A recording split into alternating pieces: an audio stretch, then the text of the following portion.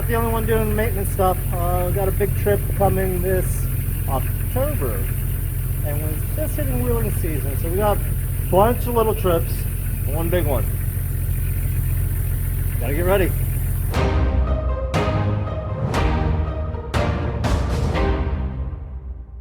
We're back in the garage for some maintenance, and doing the trips that we do, maintenance is pretty much key. You have to stay on top of some stuff. So today we're going to do a thermostat and water pump. So you kind of want to have a friend or a buddy, a little trick to help you with the bolts on the water pump to break the pulley free. There's 4 bolts, 13 millimeters. Those guys right there already have that one out. So what you do is have your buddy with the pry bar come in, stick between that bolt and that bolt down there, and then break them loose. So now they're all loose. We're going to get this belt off next and then work our way down. So probably the belt and then the thermostat housing will get out of the way. And we'll do the lower rad hose, pulley the whole way off, water pump, clean it all up, put it all back together. Style, it's the power steering that you got to loosen to de-adjust your belt. So there's a 13 millimeter down here and one on the back side. Just loosen this up, loosen the back side up, loosen up this one, and de-adjust it. We'll de-adjust the belt, take it off. Little ratcheting wrench, Harbor Freight, 13 mil. It's in there perfect. Now I don't have an air box, which you don't have to take that out for most of you guys out there. So loosen up that nut on the front, one on the back, and loosen it up.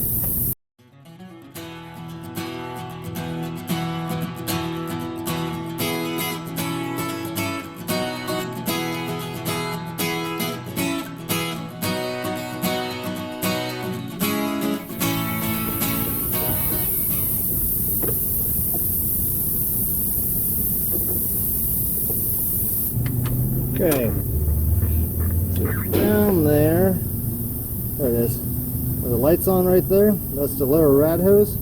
Follow it, goes to the radiator, right there.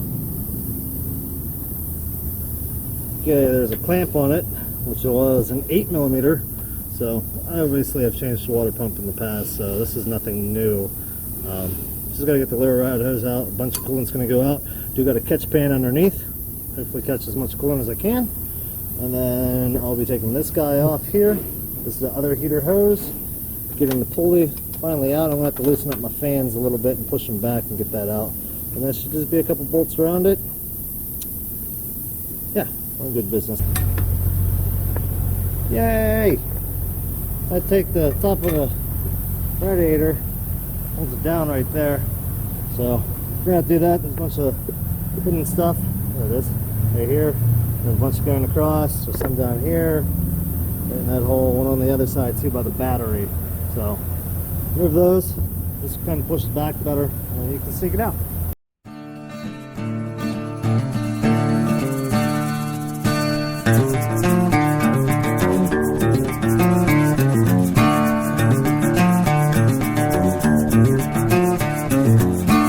Pull the water pump out. We got this tube right here that you have to loosen. As you can tell, it's already loose. There we go, there we go. And kind of inspect it. It's still in good shape on this one, so we're just going to reuse it and bring over the new water pump. Okay, I got the new water pump, and it is a high flow from Rock Auto. A little bit more expensive, but it is Rock Auto, so it's still cheaper than most places. We're going to put that tube back in, and this guy, and then we're going to install it. Before I forget, I'm going to take this either pulley off, which sits right there. Kind of really opens it up. Time to clean all that up. RTV, glue it all in, and it should be done. So here's the new one. Got the gasket on this from RTV. And that is all cleaned up. So NASA's getting this back in without ruining the gasket. Fun! I'm trying to steal my stuff. Hey! Get my tools! So, a little advice which is what I normally do, and I did this time. Where the old one's sitting, I had the new one, and every time I took a bolt out of the new one, I put it in a spot, so therefore all the bolts stay exactly where they were. And then when you get the old one out, switch places and put the bolts back in. So we got 2 more bolts to put in, and we're done with the water pump. On to the thermostat. Alright, let's see here, there we go. Alright, water pump's on, starting to get the belt on, but it's time to put the thermostat on. Still needs cleaned up, and I got a new sensor right here I'm going to put in. But first, cleaning it up. And belt's on, water pump, thermostat, hoses are on. So basically what you're going to need, you're going to need 13 mil, 10 mil,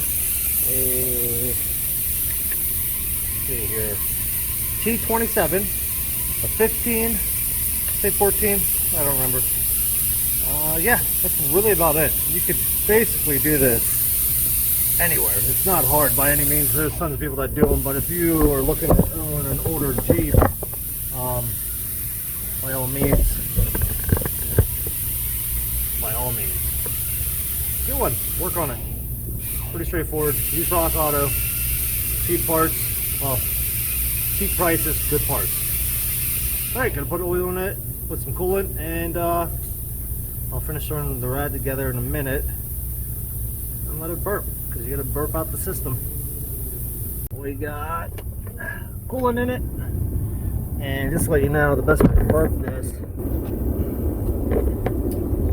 focus, on defrost the whole way up on high, and we'll start it up. See what happens. Hopefully there's no leaks. We don't got one of these. Once again, Harbor Freight, you can buy them, or Napa, or parts store. They make them. It just makes it easier to burp. It really gives you the high part, so all the air will come up right there. I'm just checking for leaks. Make sure that nothing's really leaking. I gotta do a valve cover gasket sooner than later. It's leaking pretty good. But water pump wise, I think we're good.